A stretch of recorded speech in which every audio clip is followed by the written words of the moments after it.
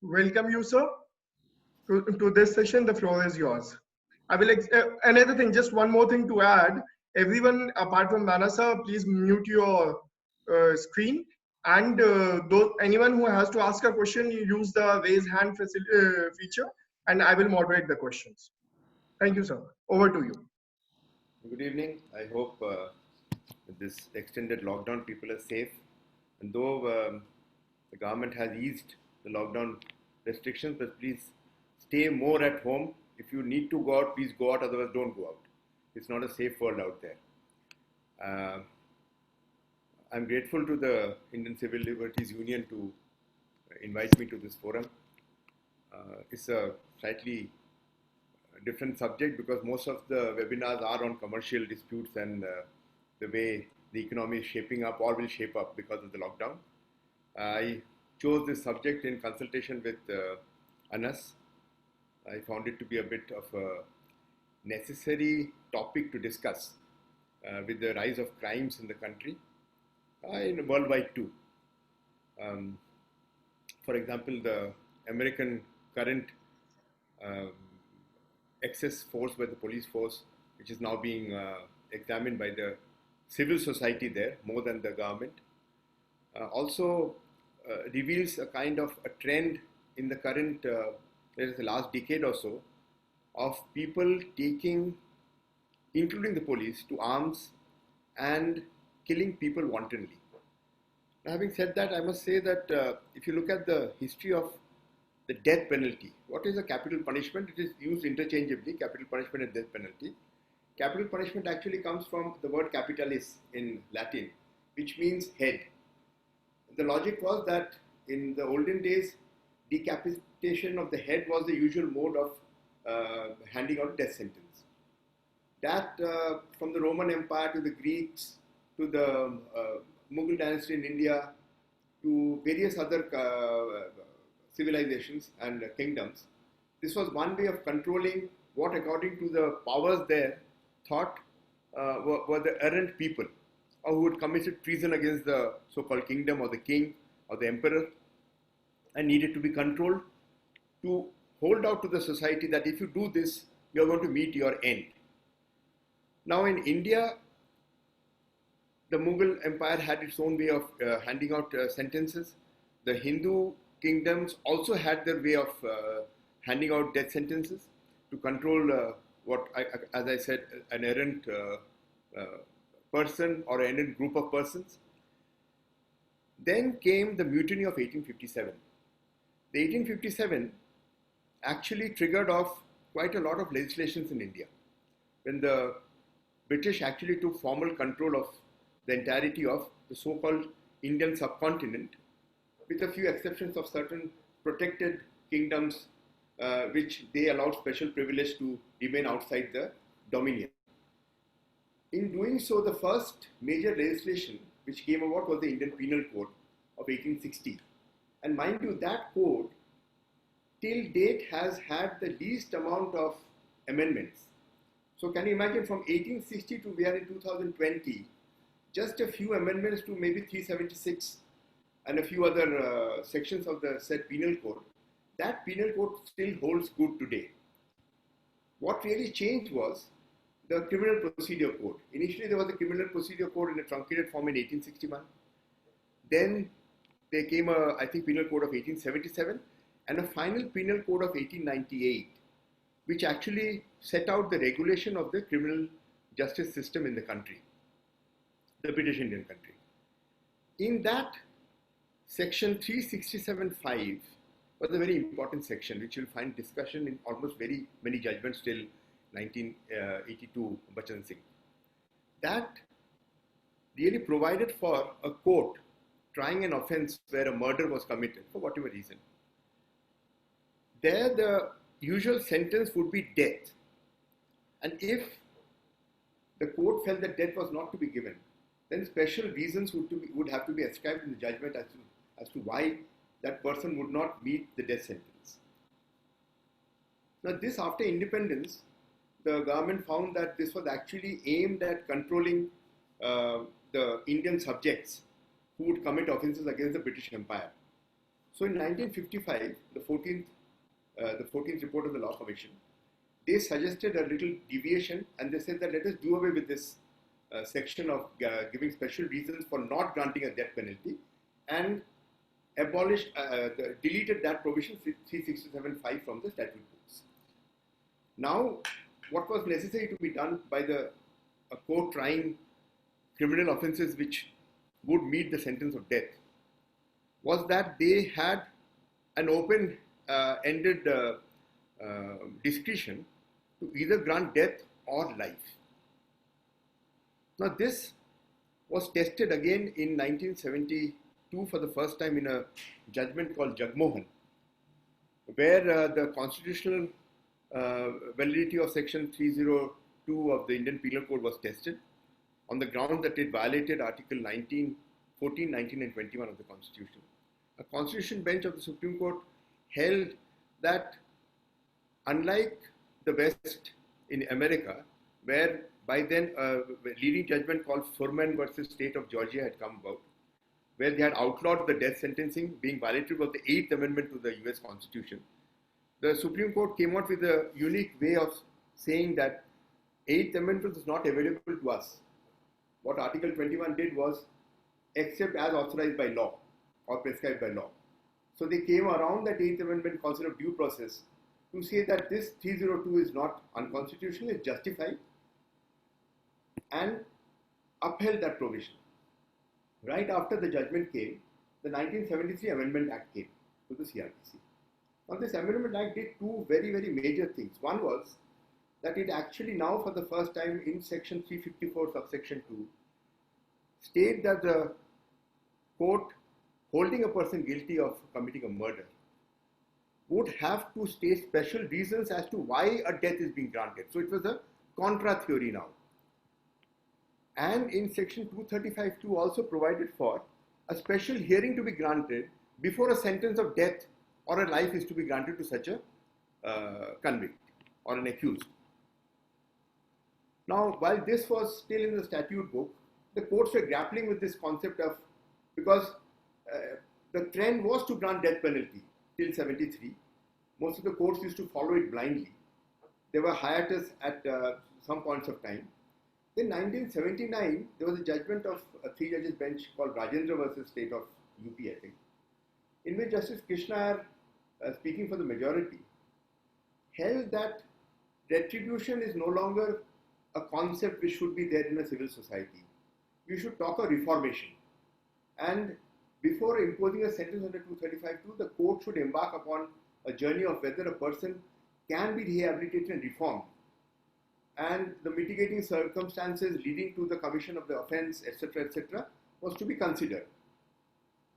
The dissenting judge, of course, Justice Anil Sen, held that since the validity of 302 was upheld, all this was irrelevant, but anyway, both the majority and the minority referred it back to the executive for commutation, because they felt that in that case, death was not to be granted. Then came the most celebrated judgment called Bachan Singh in 1982.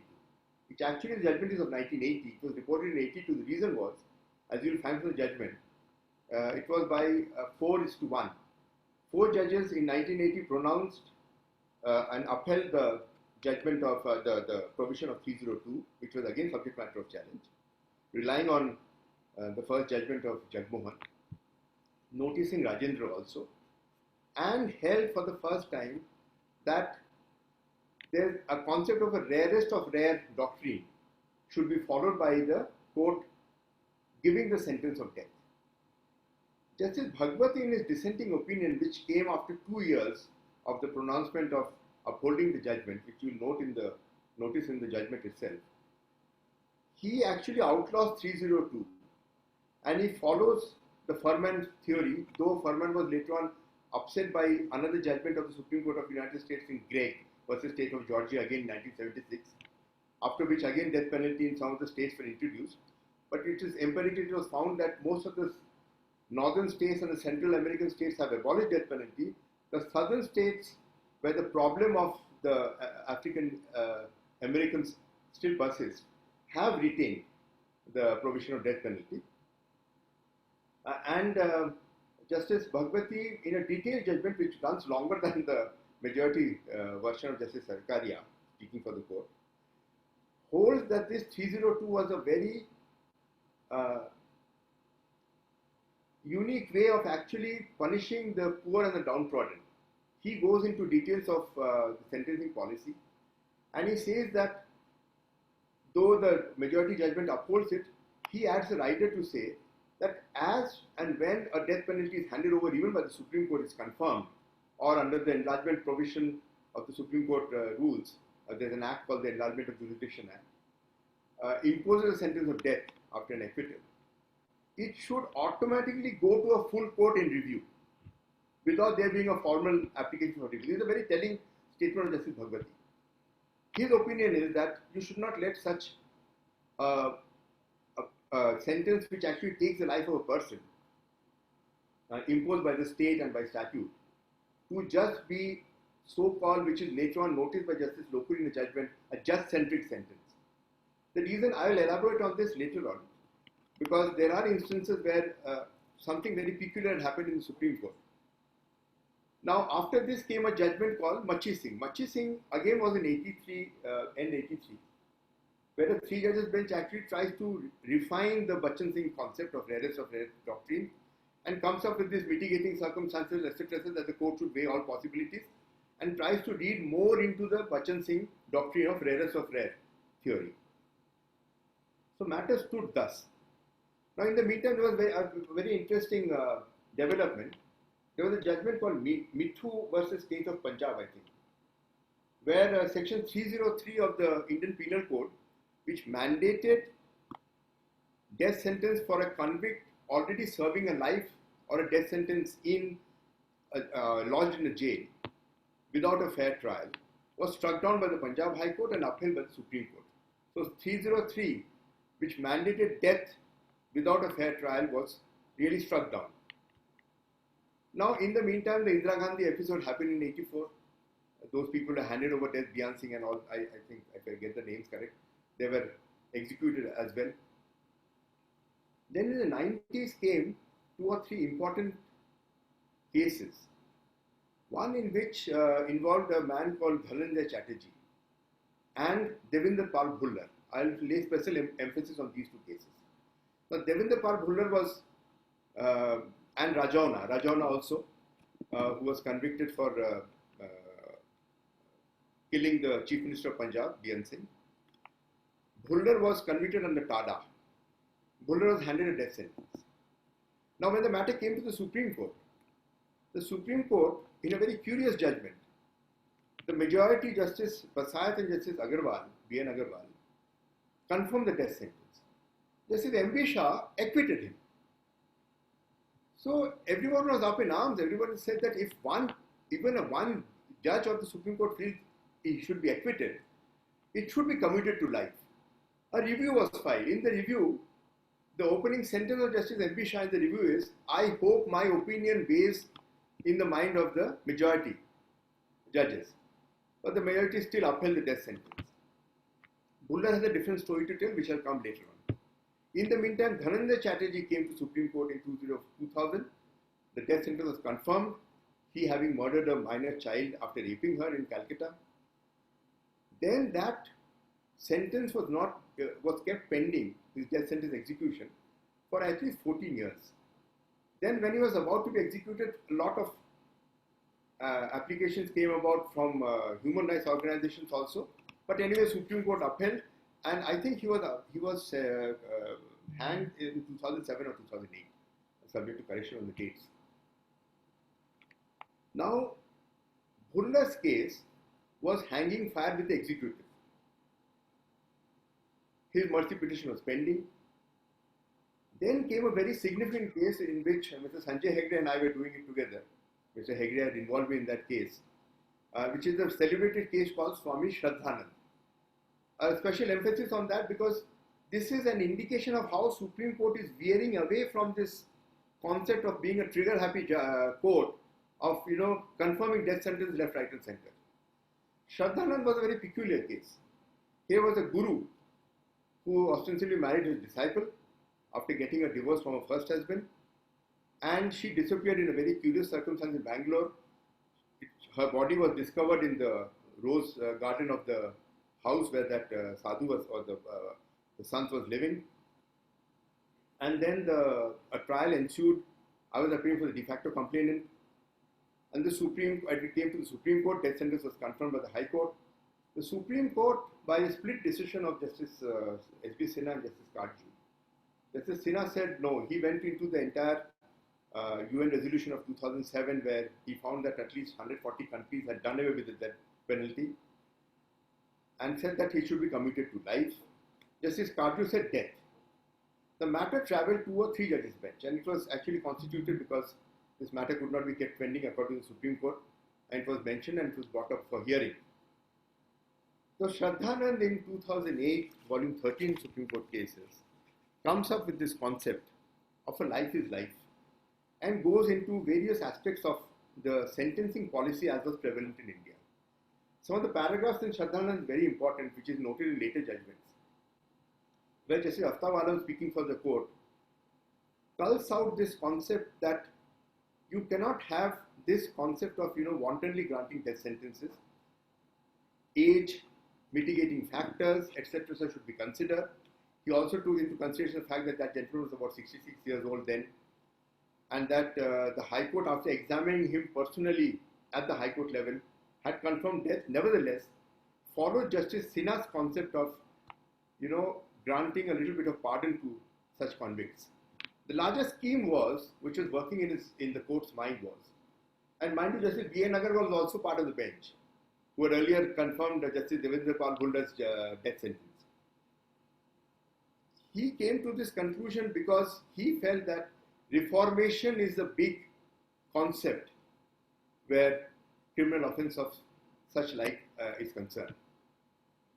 This was immediately followed by Justice Sinha, who got emboldened by this judgment because his view was upheld. In again a judgment which you will find mentioned in subsequent judgment, Santosh Kumar Bariyar versus State of Maharashtra, in which he again goes through into the entire gamut of international sentencing policy of how countries all over the world are now doing away with death sentence.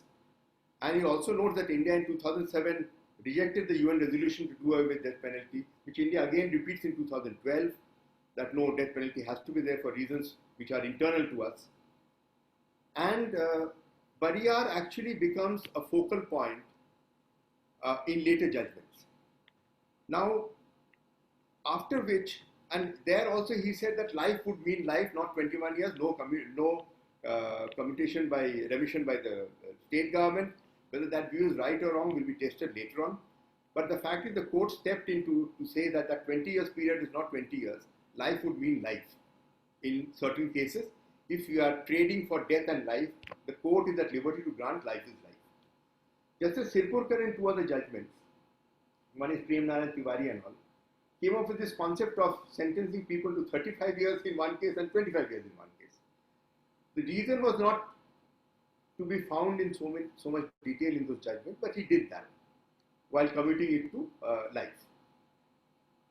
Now, Bhullar's case was travelling and the executive finally rejected because, most of the times the executive do not put up the file to the president. Finally, his mercy petition was rejected. He filed a 32 in the Supreme Court. That matter came up before a bench headed by Justice G.S. Singhvi. Justice Singhvi said no, terrorism-related offences would have a different fate. He does not deserve any sympathy. He has to be executed. While this was being rejected, a constitutional bench was formed for the Rajiv Gandhi killers. The Rajiv Gandhi incident happened in 89-90. Those killers were still in jail, facing a death sentence. And there, a pardon was sought for. And the Supreme Court came with this reasoning that since these matters have been pending for so long and a death row convict actually meets his death every day, waiting for the execution, commuted that to life.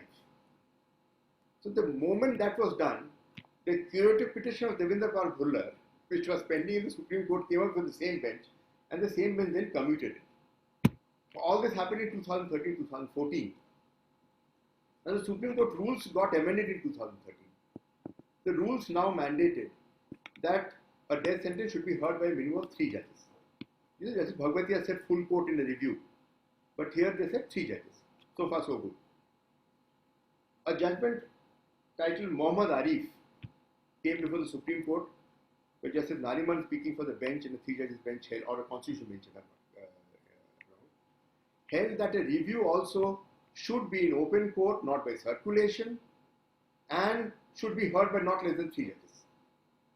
So therefore, Supreme Court sets the trend now, post 2010, to show that we have more of a concern of reformation and giving a second chance to a person who has no other alternative but to meet his death because of a judgment.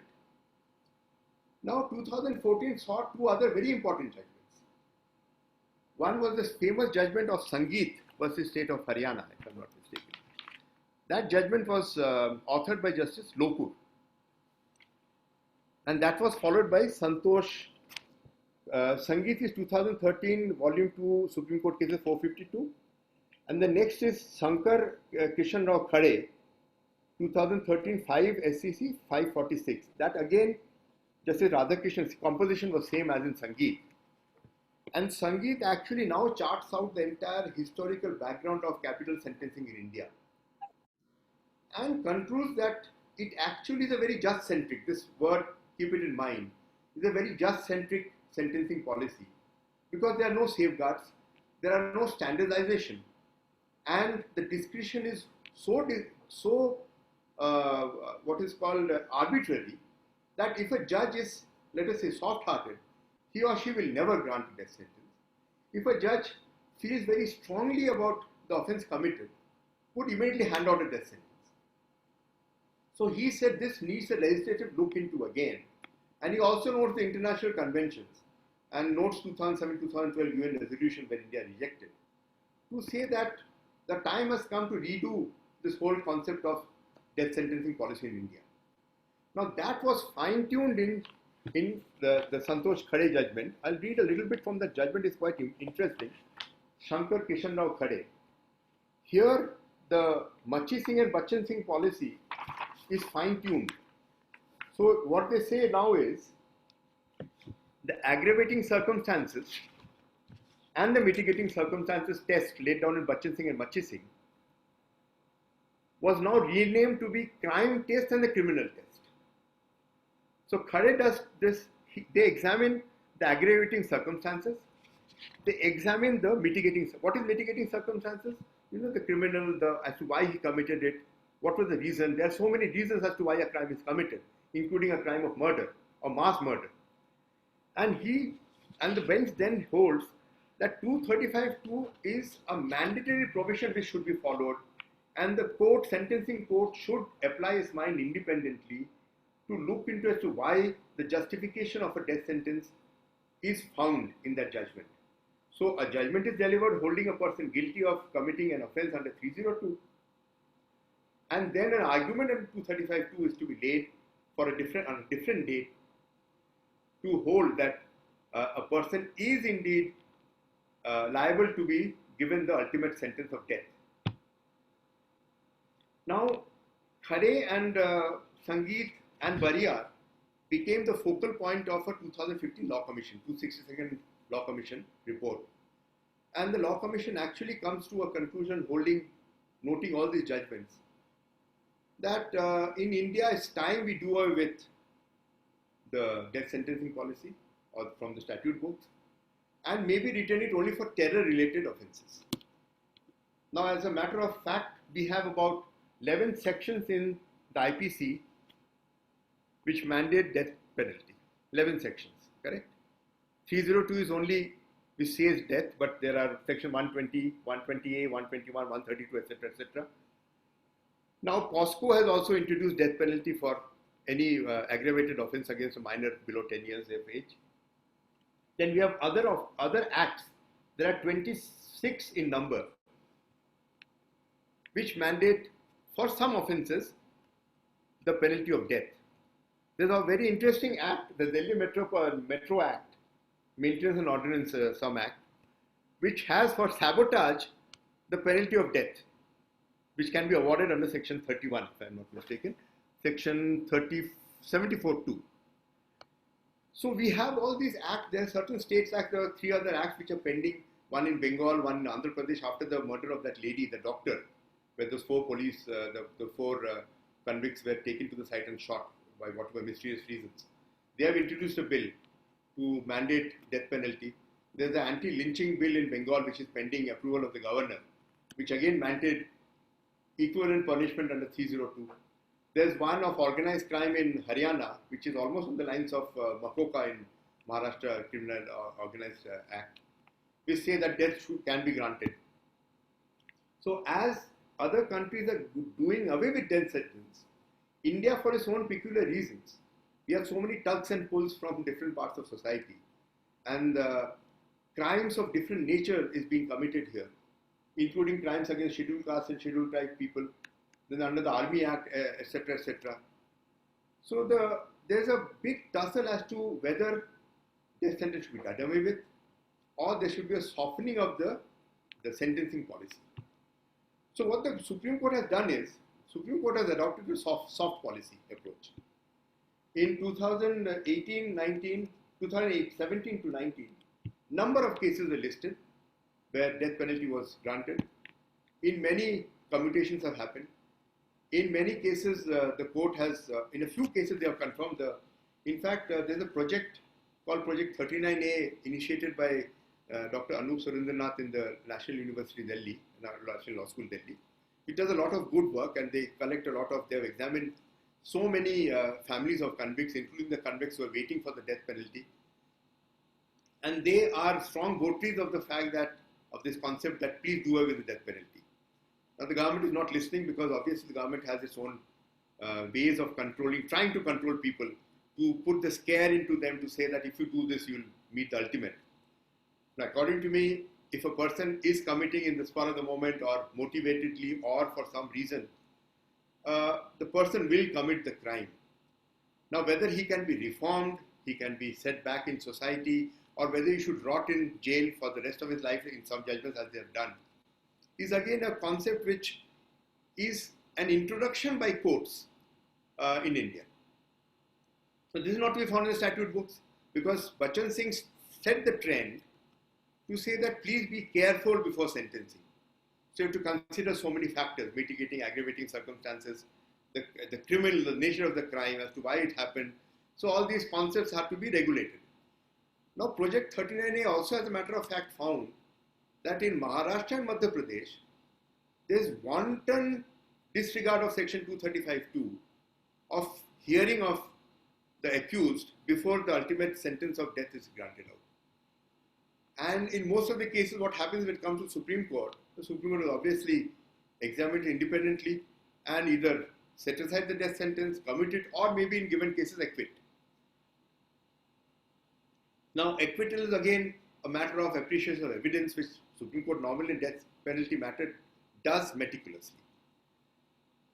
Now, while all this was happening, as the heading of this discussion is the softening of the Supreme Court approach. Nirbhaya happened in 2012, 2013. So Nirbhaya triggered off various motions by the civil society, by the government itself. A committee was formed to amend the IPC. Various amendments were brought about, but for this, death was not accepted by the Justice Verma committee, and the amendments were brought about with regard to rape, etc. So C76D, C76A, all were amended. Now Nirbhaya has a very peculiar case. It was one of the, I think, according to me, in a case of a gang rape or gang murder.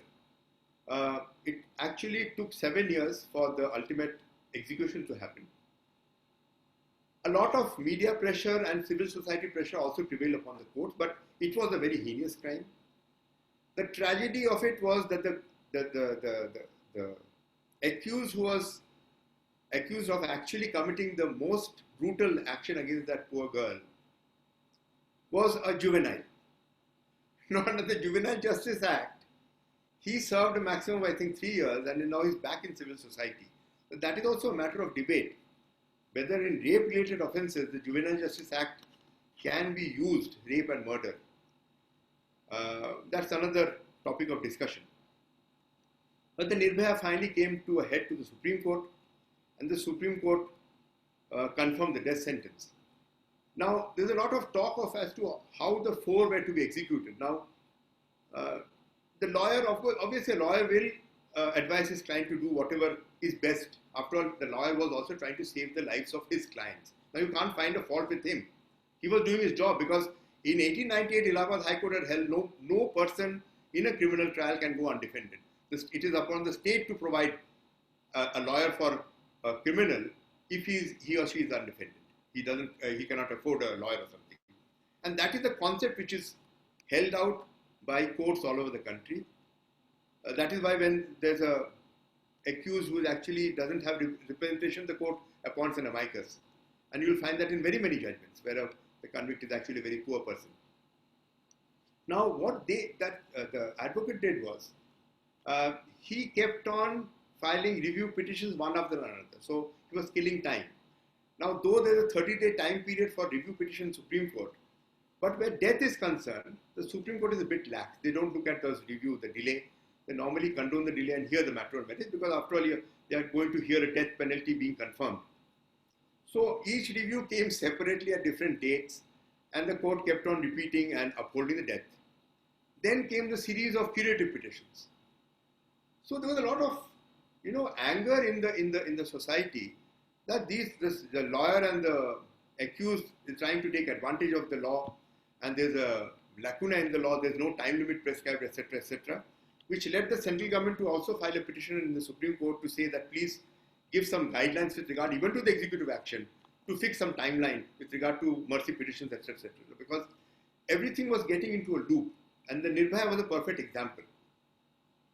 Finally, the Supreme Court rejected all petitions, fair and square, and those four were executed in, I think, January.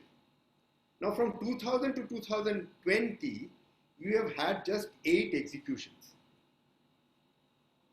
The reason why I am telling you this is, there are at least so many pending even now at the mercy stage or in the Supreme Court for confirmation of death sentence.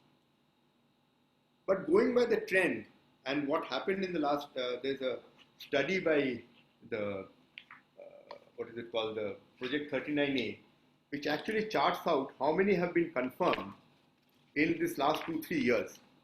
And they say life imprisonment 8, fixed term 3, fixed term 30, acquittals.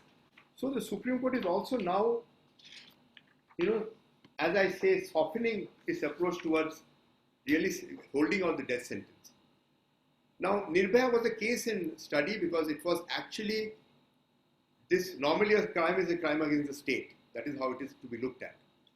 Now, this Nirbhaya actually set a trend for holding on that this crime was so heinous and so dastardly that it could meet with no other end. If proved, the ultimate had to be granted. The correctness of a judgment, everything is always a subject matter of debate. Now, as things stand today, the Law Commission also in its 262nd report said that please do away with death penalty except for terror-related crimes. The Army, the Services Acts, each of them have their own death penalty where it is not merely by hanging, because our 354(5) mandates hanging by the neck till death. That was introduced in 1898. So we don't have a shooting or lethal injection or the electric chair as they have in some states in USA. Even that they are doing away with now. So we have death by hanging. There was one case, very interesting case, which you all should know, which is a case called Gogoi, Rajkant Gogoi, I think. He was an alpha terrorist in Assam, sentenced to death by the army court. While being hanged, the rope slipped and he fell down. And he did not die. So the question arose, can he be hanged again? So the army court and the Guwahati High Court held that no. Once a person gets off the noose, that hanging cannot take him, so he was committed to life.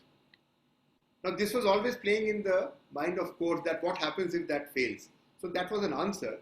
But Nirbhaya sets it right now by saying that they will be hanged as many times till death. So that was again a departure from the Gogoi theory. Not Justice Gogoi, Rajkant Gogoi is was a convict. So today as it stands, we have about 21 acts, central acts. We have 6 or 7 introductions in the part of IPC which mandate death, which can be granted. But to be fair to the Supreme Court and to be fair to the High Courts also, even the trial courts, not everyone grants death sentence for asking.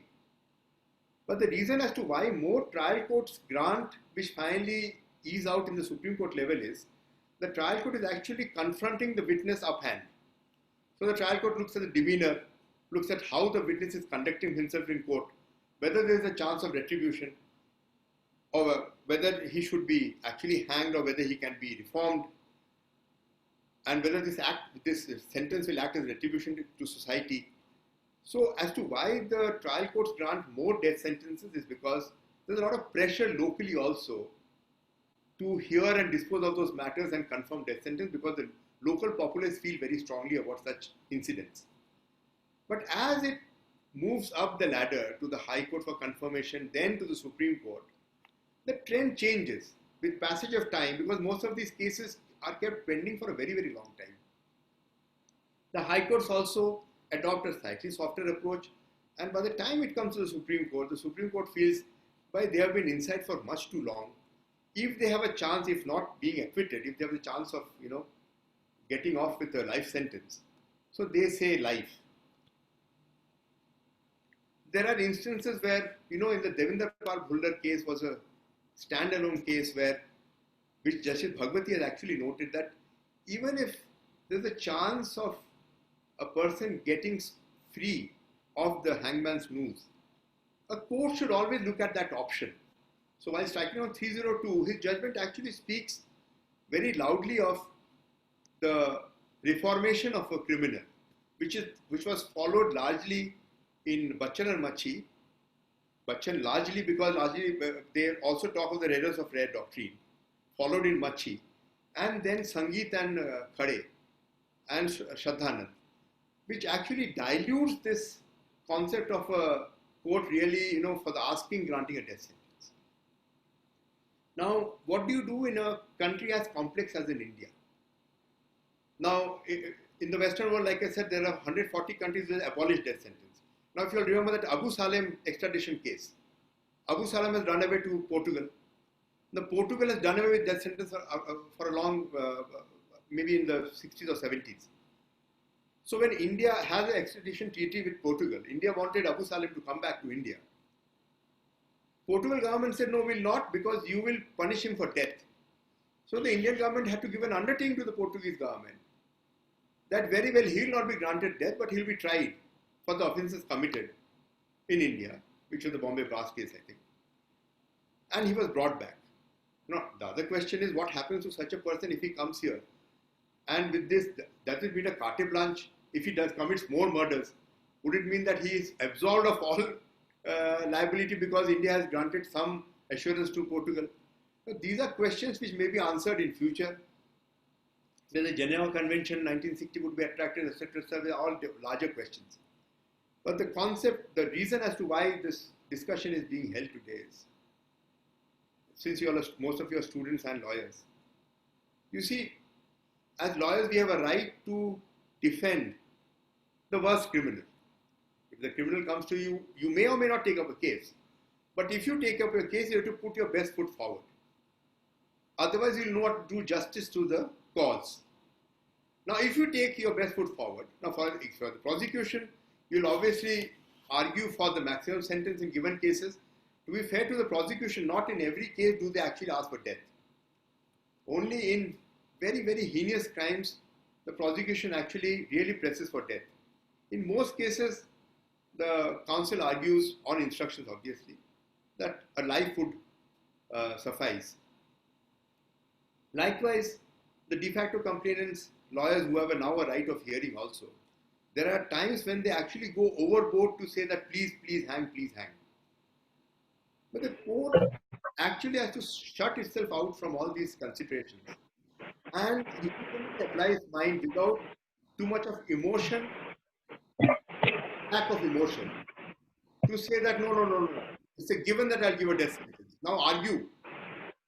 It cannot happen like that, because as in Nirbhaya, we found that what had been held by Supreme Court in a very peculiar case called Harbans. You all may make a note of this also in 1982, which was followed in Nirbhaya. I have the 1982 three Supreme Court reports, page 235. That was a very peculiar case where three people were convicted of murders and sentenced to death. Now, one case came up to the Supreme Court bench where they found that one had already been executed because he had not preferred any appeal. The second person had been commuted to life by the executive, and the third was before the Supreme Court. The Supreme Court said, now see, when convicted of the same offense, how can there be three executions? I mean, one had met his ultimate death, the other had been commuted, and the third was before the Supreme Court. So the Supreme Court struck a note of caution to say that whenever such a thing happens, a report should be called from the jail superintendent before the death warrant is signed to see that an instance of this nature does not happen again. And that was what was largely followed by the Nirbhaya courts. The trial courts had to withhold the warrants every time they were executing the death warrant for execution. They said, I don't know, we have to hold it back because there are applications pending in different courts. Maybe some in the trial court, maybe some in the High Court, maybe some in the Supreme Court. So to find fault with the manner in which the Nirbhaya accused were taking advantage of the provision was because Supreme Court had laid the trend to say that you have to do it all at a time. So all four were hanged at a time. And that put an end to this. So from 2000 to 2020, we find that only 8 have been executed. So many have been committed to life, so many have been acquitted. Of course, one judgment where an acquittal had taken place, in which a retired judge of the Supreme Court was also hauled up for contempt in the Supreme Court. Justice Kaju was called up to the Supreme Court because he'd taken umbrage at the fact that those killers were let free for reasons recorded in the judgment, and that was again a very sordid story in the history of Supreme Court. Nevertheless, the trend today, as I see, is a veering away from the wanton grant of death sentence in cases. So the 1898 concept of granting death at the first instance was diluted in 55 by that amendment in 1898 CRPC, was further refined in the 1973 wholesale amendment to the CRPC. In fact, it's a new act where natural justice formed a part. If you look at the statement of objects and reasons, you'll find that natural justice plays a big part in the enactment of 73, and 235(2), accused will be given an opportunity to make representation against the punishment before it is imposed. That is a very important thing, insertion in this act, which actually now leads the court to really hear the accused as to why a death is not a viable option. Please convert it into life. So this is how the Indian death sentence, or let us say the penology, has been structured out and refined by the courts. Now, like I said, our complex society, every time a heinous crime is committed, the entire society rises up to say death, death, death. According to me, for a society to really clamor for death, eye for an eye, tooth for a tooth concept, does not speak well of a society. Now, you may say that where is the line to be drawn? No, that line is a conscious, collective line to be drawn by society. After all, the society leads the legislature to enact. Now, if there is considerable force in the civil society's argument that for very many acts, please do away with the death penalty, like the Law Commission has said, why should it not be a viable alternative? Where the death is ultimately the state killing someone because it feels that such killing is justified because that person, he or she, has committed a very heinous crime. Now in India, for the first time, there are only 2 ladies who are facing the sentence of death. I think their cases are still pending.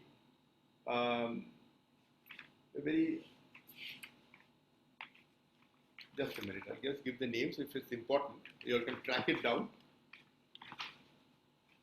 I'll get the names, but those 2 cases are pending of 2 ladies who are committed to have killed their own children or something like that.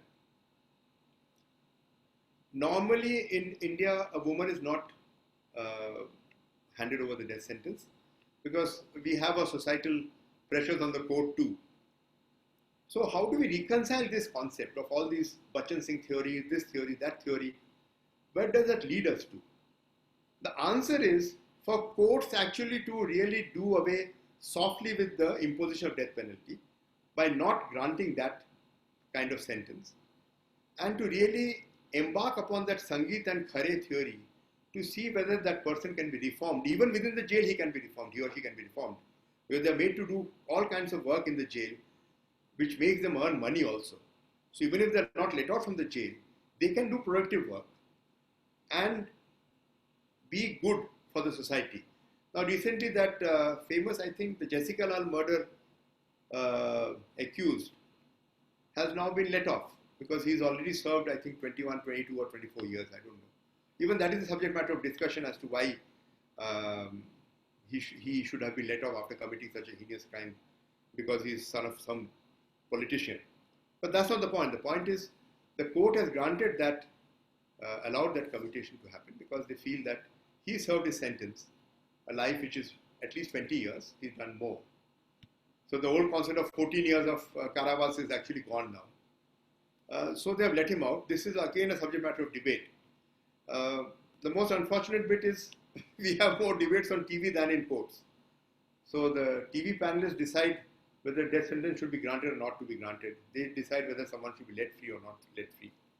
But this is where it stands. Under the constitutional scheme, Article 14, 19 and 21, though tested in different judgments, including Bachchan Singh and Jagmohan, where they upheld it because unlike the 8th Amendment to the US Constitution, so you all make a point of the Furman versus State of Georgia 1972 judgment of the United States Supreme Court where they outlawed it, and Gregg, which again reinstated the death penalty regime. But most of the states with the federal structure, most of the states have done away with death penalty in USA. UK also has done away with death penalty now. I think high acts of treason is the only ground in which in UK they hand over death sentences subject to correction. In India, like I said, we have about at least 34 provisions of act, including the IPC, in which death sentence can be handed out. So our complex society, our complex commission of offences by criminals, the way the courts handle it, and like I said, finally when it reaches the Supreme Court, there's a softening of attitude to say that the just-centric approach should be done away with, because if it goes to a soft judge, like I said, a bench of considering soft judges, they will obviously not do it. And a hard-hitting judge would feel very strongly and confirm the death sentence. Now, last but not the least, there's a judgment which came about last year, which is Channulal Verma versus State of Chhattisgarh. This is 2019, 12 Supreme Court cases, 438. I am giving these citations because I presume most of you are students. I do not know. So it's for your ready reckoner. Now this Channulal Verma was again a judgment in which, though all three concurred in setting aside the noose for the accused, but Justice Kurian Joseph obviously said that he followed the Bariyar and Sangeet concept to say that we should, time has come now to do away with the death penalty. That, of course, Justice Deepak Gupta and Hemant Gupta did not agree with that concept of arbitrary and freakishly imposed. This again, these terms are introduced for the first time by Justice Krishna in 1979 in Rajendra and the dissenting opinion of Justice Bhagwati in Bachchan Singh. This freakishly imposed condition of sentencing of death is something that keeps on playing in the mind of Supreme Court judges when they are considering whether to confirm a death sentence or whether even to hand out a death sentence after it. Now, these are, ever-evolving concepts in the concept of penology. There is no static formula. You cannot say because a person is murdered, he will have to be convicted to death like the old 1898 Act mandated. Now, a lot of elbow room has been granted by the statute and by interpretation by Supreme Court itself to say that just hold your horses back a bit.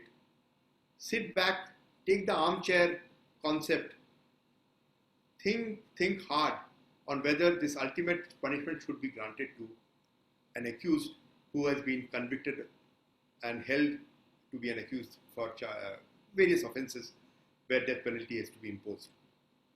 And in doing so, Supreme Court has actually refined it to a, let us say, a fine line concept of saying that we shall not cross the threshold of granting death sentence. We shall try and take a step back and see whether this person can be put behind bars for the rest of his life or for some period after which he can prove himself to be good to the society again. The purists would always argue, or the human rights will always argue, that even this life is uncalled for. They'll say that if you do not let out a person free in society after a considerable period of time, how is he or she going to really prove to the world that they stand reformed? Now, all these are concepts which keep floating around. I think Indian courts have grappled with this concept of really granting death sentence post 1983, post Bachan Singh actually 82, and is still today trying to look out for ways and means as to how to really put it into a kind of framework which is not arbitrary or freakish as a few judges hold. So this is how, according to me, this regime of grant of death penalty has been, let us say, softened up a lot by the Supreme Court of India. The grant of pardon, which now Supreme Court also, a rejection by the President also is subject matter of challenge before the Supreme Court, that was rejected in the Constitution bench itself by saying that no, even that is open for examination, as held by Shraddhanand also.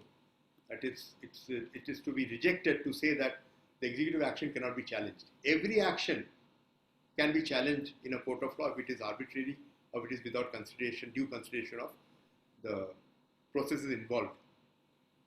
Now, when I'm talking of due process concept of USA has been rejected by the Indian courts while considering 302 and its applicability and its constitutional validity, to hold that we do not have a due process concept because Article 21 mandates except in accordance with law. So there's some elbow room for the legislature to actually prescribe death sentence for certain offences. So this is how our death sentence penology has evolved over a period of time. I'd rather say has been diluted by the Supreme Court over a period of time to do good to the society. That is a large, let us say, canvas on which the Supreme Court is now really painting the picture of really getting people back into civil society so that they can get transformed and maybe prove themselves that that was a one-off incident. And to be fair to the Supreme Court, very, very heinous crimes like Nirbhaya has met with what according to everybody feels should have been granted. In Shraddhanand, of course, the state, Mr. Hegde was appearing for the state of Karnataka, I was appearing for the de facto complaint with Justice U.U. Lalit. We did pitch for death sentence, but as it moved up to 3 judges, we also, took a step back. In a manner of speaking, we also did not really sound as bloodthirsty advocates to say that death. By that time, it was actually, we also felt that we left it to the court to really modulate as to what they felt was right, because, you get to know where the wind blows in the court. And we realized that the court was very hesitant in accepting grant or, confirmation of death sentence to that gentleman, the Swami Shraddhanand, though the crime he had committed was very, very heinous according to us. But the reason of Justice Aftab Alam was slightly skewed, if I may say, because I do not know from where he got that the lady was not struggling to save herself. She was found to be buried in a coffin and there were scratch marks inside, and the prosecution held that she was struggling for life. But that was, of course, not accepted by Justice Alam speaking for the court. So this is how the death sentence concept is exercised or handed out. The sentence is handed out in courts. And like I said, Supreme Court, that's why the topic is softening of the death sentence regime by the Supreme Court. I think that covers most of the discussion. Sir, there are 21 questions right now. So what I can do is either I can ask those who have asked the question to switch on their mic, and they can raise that question and you can respond to that. Okay, I'll just give the statistics because this is from Right. 39A, which is the Dr. Anup Surendranath's, I call it child, not brainchild.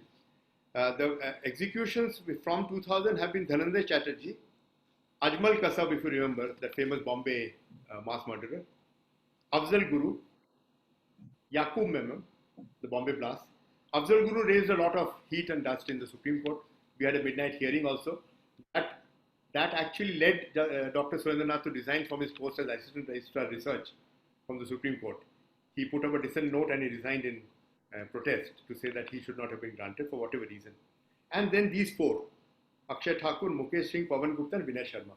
The reason why I'm mentioning these 8 names are to show that from 2000 to 2020, it has actually softened up a lot. So we have only 8 executions, and I think this is the trend that is going to continue for future. Very well. Now you can ask any questions you want to ask. So the first question is, I'll let Shawnee ask her question. Shawnee? Yes, Shan.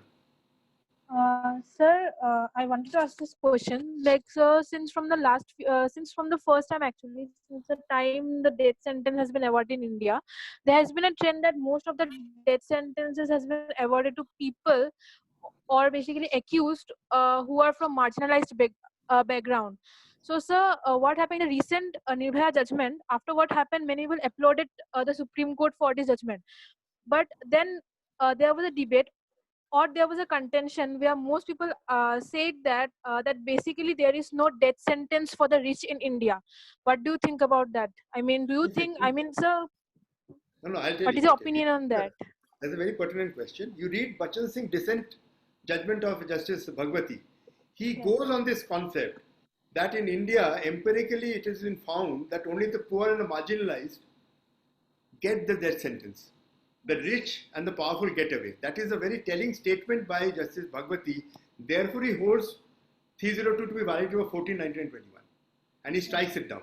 So go through the judgment in Bachan Singh, the dissent judgment. Normally what people do is they read the leading judgment. I'm telling you this because Bachan Singh's concept of the dissent is now being accepted by courts right from Shraddhanand onwards till Sangeet and that Khade judgment, where they actually follow the same line that the sentencing policy is very skewed in India. Yes. So white collar criminals, let us say the rich and the famous, always escape the noose according to. See, that does not mean that the sentence is correct. That merely because the rich is there, he should be hanged. That's not the point. No, that's the point is the vulnerable in the society, because they are left defenseless, get the sentence, the ultimate sentence. You're absolutely correct on that. There's a lot of debate on it. Right. Sarthak, you are next.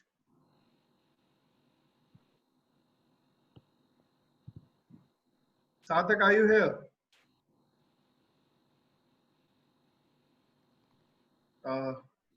He's not responding. Okay. Tabish? Tabish, are you here? Yes, sir. Can you hear me? Yes, please. Sir, I wanted to ask that the rarest of rare doctrine which was evolved in Bachan Singh, isn't it arbitrary and violative of Article 14 because the legislature doesn't provides any such classification? No, you see why Bachan Singh did it was, again for the challenge to the validity of 302, the varies of the section. Bachan Singh said that since the options now to give special reasons for giving a death sentence, that should be meticulously followed. So death should be an exception, not a rule, according to Bachan Singh. So they say that, of course, the legislature does not speak of rarest of rare theory, but the Supreme Court under 140 to 141 can interpret the law to hold that, and that's what they did. They restricted the area of operation of granting of death sentence to say the court has to satisfy itself to the, like now it is called the crime and the criminal test, the mitigating circumstances as well as the criminal involved, to come to a conclusion that this person cannot be let free in society anymore. Therefore, the rare is only a nomenclature. It's a kind of term used by the court for convenience to say rarest of rare doctrine. Now that has been approved by different courts, and Machi Singh approved it. It could not have. It just said that it was actually an accepted principle because Machi Singh was 3 judges. But it is not as if the legislature does not provide for it. Legislature does provide for grant of life at the first instance, death as an exception. That is what they fine-tuned. That is what is my reading of the judgment. Tabir, you are next. Sir, Tabir is an advocate. She practices in Supreme Court. She is an abolitionist. There are a few lawyers also here in this group, sir. Okay. You mentioned that mostly law students. No, Tabir, are you here? Yes, sir. Should I go ahead? All right. Yes. Hi, sir. So my question is, I'm just thinking out loud here that since the Law Commission and quite a few judges have shown a stricter stance when it comes to terrorism-related offences, how does that play out in light of the fact that UAPA is being used right now, left, right, and center to book people, and especially since the odds are already stacked against them, given how arbitrary the law in itself is? See, the answer is there is a law. There is the application of a law, right or wrong. Now, there may be a wrong application of law by the prosecution or by the state. It is therefore for the courts to regulate it. You see, not everyone who is charged. You may say that, you see, why should a false charge even be tried in court? But someone has to see whether it's false. That's why it's called a trial. And once it's called a trial, it's up to the judge to really modulate.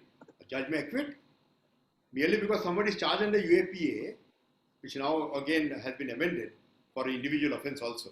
An individual to be considered to be a gang under UAPA, which is again subject matter of challenge. But these are for courts. That's why Bachchan Singh really lays down the norm to say that the court will regulate.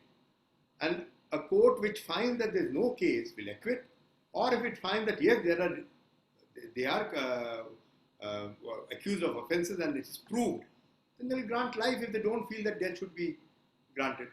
It's actually a discretion of the court now in any case. So it's not as if, merely because death is provided. You see, just digressing here, Section 31(1)(a) of the Narcotics Act, introduced in 87-88, said that for a repeat offence, the quantities were given, a death penalty would be granted, like C03, like I said, which was struck down by the Punjab High Court, appealed by the Supreme Court, Meeta Singh or something. There, the division bench of the Bombay High Court outlawed it to say that it follows the trend of C03, which was outlawed. You cannot have automatic death sentence. That, when it came to Supreme Court, again Justice Aastha Vallabh heading the bench, diluted it to say that now, from 2014 the amendment has come about, it will be left to the discretion of the court whether to grant death or life. So you see, these are ways in which the Supreme Court has really read into the law to, like I said, soften it. So therefore, merely if someone is accused, therefore after the trial he may be acquitted. Wanton misuse of law has been there all over the world. We are getting to know more of it in India now because there's a lot of social media, a lot of people aware of facts which are happening, and people will feel very strongly, and rightly so, and they protest. Now that protest may not get translated into court action because the court is a different sphere where it works within its own domain. So I think that takes care of your question. Next is Shivansh Saxena. I'm sorry, sir, for taking so much of your time. Next is Shivansh Saxena. Shivansh, are you here? Hello, I'm audible? Yeah, tell me. Yeah, sir. So my question was, one of the most prominent argument given against capital punishment is rehabilitation. But do you think India has a good rehabilitation system? Because it is said that prisons make offenders worse. So, are there any prison reforms that should be done according to you? Prison reforms has been the subject matter of debate. Supreme Court has appointed committees, and prison reforms, including police reforms, both. In prison, the police action makes a criminal a worse criminal. They come out a more hardened criminal even if they have to come out. But like they say, there's always a hope in hell. Get my point? So therefore, when there's a question of rehabilitation or reformation of a person, no one should stop short of considering that option of trying to see whether a person, after all, there's always a change of mind. It depends on how reformist, like in the Delhi jails, Tihar, they're all called correctional centers. If you see, now the jails are not called jails, they're called correctional centers. because they have therapists there. They help induce a sense of community well-being among the prisoners. So why can't that rehabilitation be given a shot by the authorities? But for that we need jail reforms and police reforms, which is really found wanting in India. Thank you. Sir, next is Adib. Adib, are you here? Hello. Yes. Hello. Yes, sir. Good evening, sir. I'm Arib, a final year law student.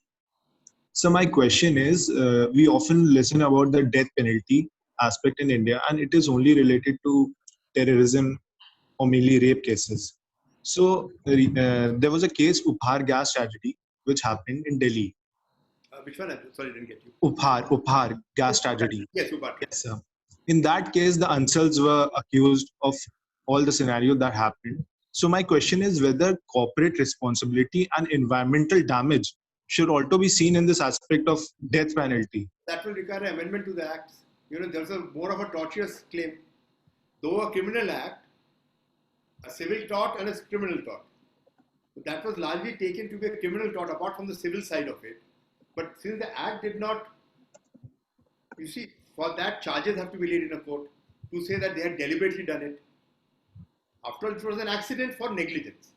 Now, whether that negligent act could really attract the death penalty was what I do not know whether the final judgment actually deals with it. Because in the final judgment, the Ansals were let off because of their old age, and they were said to pay some amount for the trauma. That's what I'm saying. It was more of a tortious claim which they were looking at. Right or wrong, the Supreme Court said that, okay, pay so much of compensation and we'll let you free. Even that was subject matter of challenge in the Supreme Court. Supreme Court kept them behind bars, if I remember correctly, for a long time. But these are all, again, if you are trying to move away from the death penalty, then the concept of bringing it in different acts like that some states are trying to do now for the lynching, etc., whether justified, not justified, only time will tell. But like so because in most of the cases, it's so because of the societal pressure, and the court, because of the majority of the people, are doing it in the rarest cases. And there's no any settled doctrine for that. But that's what I'm saying. You see, the social pressure is more on the trial courts. Because they are localized. Correct? The crime happens there. The pressure is immense. Forget Nirbhaya for a moment. The pressure is immense locally. The judges are also mingling in the local area. They feel that immense pressure of society that how Khoonbhai or whatever it is, or whatever is very brutal, and they consider granting of death penalty. As it moves to the High Court may or may not may acquit in the given circumstance. Like in one case, a trial was concluded in 13 days in Rajasthan, a rape case. Fast track court, they said not less than 21 days or something. It came to the Supreme Court finally. Supreme Court remanded it back because he said that the same day when charges were laid, amicus was appointed, he was told to argue on the same day. So the court felt that criminal trial where death may be an option should not be held out in this manner. Fair, natural justice, fair play has to be applied fair and square. So even in these cases, till the legislature comes up with saying that in a criminal tort also, I think there must be some, I do not find it in my list of this thing, where they can impose this, maybe under 120B on a conspiracy. For example, if someone deliberately wants to gas out a cinema hall, an act of gruesome murder, act of anger against somebody, they put everyone in the normal course in a cinema theatre or wherever in a closed enclosure, and they gas them out, poisonous gas. What happens? This is mass murder. Obviously, the death penalty will be involved. So there are different grades of testing a crime. There are no set formula. Like a civil case, you give money, you want it back with interest. How much is the rate of interest is only one. Proof is whether money has been granted, whether it has been refunded. A criminal case, please take it, does not follow any set pattern. It takes its own meandering course to the end. Yes. So therefore, death penalty, that's why I'm saying that it is opening up now. Courts are not willing to grant unless until exception is there by or Yaqub Menon or whatever. Sir, we'll take 2 or 3 more questions. I won't disturb you further. Next is Priyanka. Good evening, sir. Hope you're doing well. Yes. Sir, actually, you are absolutely right when you say that the Supreme Court is softening its sort of orientation towards death penalty. Yet what leads me to wonder is as to why there has been this sort of apprehension from the courts towards actually not striking it down completely, through like obviously advising the government to not striking it down completely, in the sections itself. Considering the fact that right to life today has broadened its ambit a lot. It now includes one's sexual orientation, one's right to privacy. So today life means a lot, and yet not life itself quite literally. So why do you think there is this, apprehension? See, I'll tell you this 30, like I said, IPC has not been amended. 302, all those provisions which invite death, like 120B, 121, 132, have not been amended from 1860. It has been tested twice over in the Supreme Court by constitutional benches. For it to now take a different course, a larger bench in a given case might be taken by the Supreme Court, like they struck down 375. You know that rape of a minor, if of 15, though married, that would not be considered to be rape. That was struck down by the Supreme Court. Right. So there, a given case, the Supreme Court might feel that very well if there's a challenge set up, to say with the change, like I said, societal demands, societal norms, they might refer it to a 7 judges bench, because right to life is, like they say, it's very inherent to the existence of a person. And that was precisely what was argued both in Bachchan Singh and in the first judgment of 72. What is that first judgment? I forget it, Jagmohan or something. Yes, Jagmohan. They tested this on the anvil of 14, more 19 and then 21. Both the arguments are largely on 19. The court said 19 does not limit or grant any exception to say that no, death cannot be granted. So they upheld 302. Now it will have to be tested independent of or apart from these judgments. A larger court might reconsider it. Right. Thank you. Anmol, are you here? Kashish? Yes, sir. Anmol this side. Anmol, please. Yes, Yeah, good evening, sir. So my question was basically that when convictions are based on circumstantial evidence, like Afzal Guru being the classic case, where you don't have a direct evidence and all the conviction, the whole conviction gamut was based purely circumstantially. So my question is that when you're deciding a sentence in such cases, what is the threshold testing that the court uses to determine whether to, grant death penalty or not? See, for this you actually have to go back to Dhananjay Chatterjee. That was again a case of purely circumstantial evidence. And the court justified it by saying that a button was found. Nobody had seen them together, or even the last scene story or whatever, no eyewitnesses, nothing. It was purely conjecture because that person, according to the prosecution, had left town and was in the village with his wife, this, that and the other. And he was a considerably young person. But on circumstances, the Supreme Court carved out an exception to say that yes, a death penalty can be granted, and granted a death penalty, which was again there in the case where execution has been carried out. I think you're talking of Afzal Guru, isn't it? Yes, sir. Yes, sir. Afzal Guru. Yes, Afzal Guru also. But you remember that there was a testimony. He spoke in front of the TV cameras or something, and that was taken initially to be as if it was a statement made by him voluntarily. But then the court rejected that testimony, but yet held by reason of some exchanges of telephonic messages, this, that, and other, that he was part of the larger conspiracy. Therefore, sentenced him to death. There was a lot of debate on that, more than what Dhananjay Chatterjee had attracted. This actually was debated very largely in the Supreme Court as to whether it should be confirmed, but they finally held that no, it is given that he should be granted. Now, this is again a subject matter of debate, whether, like I said in the Bhullar case, there was one judge acquitting and 2 judges granting death sentence. The normal should have been if one judge feels he should be acquitted, they should have converted to life. Then that is what he notes in the review also. So these are all test cases, sometime in future a court might outlaw this circumstantial evidence for death penalties. It's all a matter of time. Supreme Court is also evolving every single day. Sir, I have a question of my own. Because I have heard of about the Swami Shraddhanand case from Sanjay Sir, the Nirbhaya and everything. In the Bhullar case, was the reason that the reason that one judge wanted to acquit and other two went to the extreme of sentencing him to death. Was there any intra-bench politics or rivalry involved in that? No. Justice Karju was a trigger, like I said, he was a trigger happy judge. That is why in that Somya case or whatever, where he was hauled up for contempt, he from the outside said that no, he is guilty of committing the offense, he should have been given at least life, if not death. Now, he used to in court say, because he was one, that crime, who a heinous crime, he should be hanged. Now, that is that's why it is called just-centric. That's what Justice Locus says, that it's always the personal opinion of a judge, whether a death sentence, and it's the ultimate punishment after all. I mean, there can be no recall like in that 83 judgment, where one was already executed, the other two were commuted. So the court said this is not to be done, you have to do it all together. Because after all, there is no reversal. If a person is hanged, he is hanged. So that's the way it is. I mean, we have to. Sir, we'll take two more questions. Next is Kashish. Good evening, sir. Am I audible? Yes. Yeah.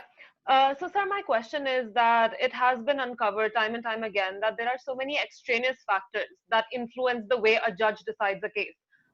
For example, one study that struck a chord with me was, let alone different judges, the same judge is more likely to pass a more lenient sentence if the hearing is before lunch versus if the hearing is post lunch. So my question is, in these circumstances, when there's such a huge margin of error, and it's ample clear that India will not be moving away from capital punishment anytime soon, what do you think, in your opinion, how we can make it a more objective application? Are you a student? Yes, now, sir. Please ignore these discussions of before lunch and after lunch. These are coffee table discussions. Never take it seriously. Please understand this. We practice in courts and I've been doing it for the last 31 years. Right. We talk across the table to say, "Arey, lunch ke pehle acha diya tha, lunch ke baad kharab diya," or vice versa. It does not work that way. You have to give that room. Sir, this was in a study by the National Academic Sciences Academy of the United States. And American system of law is very different than our system of law. Our application of that's why I said the penology concept in India is quite different from America. We should give it to our judges to say, in a death penalty, they give that little bit of elbow room to argue. Please, to be fair to the courts, at least in the Supreme Court. I haven't been to any High Court for hearing. In the Supreme Court, to give credit to the court, that's why they have conceived of these concepts of, really lessening the tightening of the noose. Right. So this, on a death penalty, please do not take this to your... But this set aside, there is always the case of whether the media picks up the case, and that always plays a part. That pressure, but you see in India, like Bhurlar and all these cases, Rajaona also, where he was guilty of blasting out the Chief Minister of Punjab. So there, Supreme Court and the Executive have commuted them to life. So to say that, they don't apply the mind is actually wrong. That's why they do. That's not, of course. Yeah, right. That's the way it is. I mean, there is a policy and the Supreme Court is diluting it to meet as they feel the standards of the penology concept in India. Right. Yes. Sir, there's a last question. His mic is not working, Sarthak, so I will read it for him. Good evening, sir. As you discussed that there may be judges of soft nature who may never pass a death sentence, doesn't the question posed by Justice Bhagwati that am I to live or die depending upon the way in which the benches are constituted from time to time become more relevant in today's context? Yes, absolutely. Absolutely correct. That is precisely why when, even for civil matters, we say, he's a tenant-friendly judge, he's a landlord-friendly judge. We also say that now we know, I'm not taking a name, there was a judge from Orissa. Right. He was that is the gentleman who actually confirmed Justice Bhullar's, Mr. Davinder Kaur Bhullar's sentence. He was a very, as I call, trigger-happy judge. Justice Karju was a trigger-happy judge. I'm taking names because they are matters of record. I mean, we cannot shy away from the fact that they appear in judgments to say that hang. There are judges like Justice S.B. Sinha, Justice Aftab Alam and all, who always take the softer route approach. Not in the larger context of treason against the state. But it is a fact that Justice Bhagwati's, that's why I say that please read that judgment. And that judgment is actually now leading the subsequent judgments of Supreme Court to adopt this soft approach. But be careful, hands off on death penalty at the first instance, try and see whether reformation is possible. Thank you, sir. We had a great session. Two more, since there are students also. You all just visit two sites. One is the central, the Andaman Central Jail, and the Dakshai high security prison in Solan. Now, Dakshai was a much forgotten. I'll tell you just, I'm taking 2 minutes extra. That was a cellular jail for prisoners. Dakshai means Shahi. They used to be actually stamped and sentenced there. And that prison, if you visit there in Poland, you'll find the nature that the prisoners who would go there would never come out alive. So it was worse than a death sentence otherwise being handed out. And there were two cells in which there was a separation of the door of just merely 3 feet. So the prisoner was to be really sentenced, though not by the court, but by the authorities. He would be put between those two bars and he would die there. Similarly is in the Andaman. If you go to the archives and find out, the Andaman, that's why earlier the word was not imprisonment, transportation for life. Transportation was because they wanted to transport such criminals. Because transportation was one, because Australia was formed out of convicts. Right. Australia is known as the land of convicts. New Zealand is of more convicts than the Australians. So they were transported because the jails did not have rooms in UK. For petty offences, people used to be sentenced for ultimate life sentences. So they transported them to Australia for a new kingdom. And they set up their own kingdom. So transportation was later on amended to mean, under section 57 of the IPC, imprisonment for life. Which imprisonment 57 says not less than 20 years. So this is how, our legislation also evolved, though they are falling shy of doing away with the death penalty in Toto. Sir, personally, are you a pro death penalty or an anti-death penalty advocate? Or a person for that matter? On a personal level, you see, even I feel that for certain, let us, within inverted commas, say heinous crime. Now, again, that is a matter of debate of what is heinous crime. An individual criminal can also be committing a heinous crime, or it can be a crime against the society where, like Kasab did, wanton killing. It is almost like a treason waging a war against the country. You can have death penalty.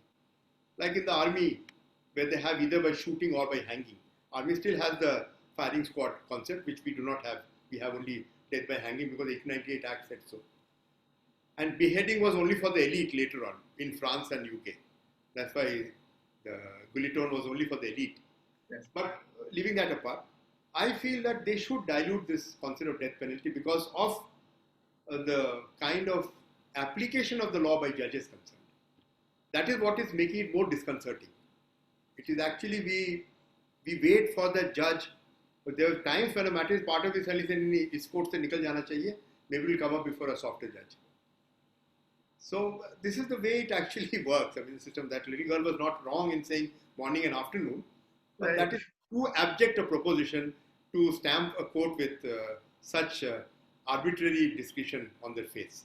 Right. So, sir, thank you, sir. It was a great session. I hope we'll have further more sessions, sir, because this whole reading circle idea is that there will be follow-up sessions. And I'm really, really thankful, and I speak for, I believe, everyone, that this was very enriching for all of us. Thank you so much. Thank you for inviting me. Take care, be safe, and keep studying. Don't miss this time. No Netflix, no nothing. Just study. Sure, sir. Great, sir. Thank you, sir. Thanks a lot. Thank you, sir. Good night.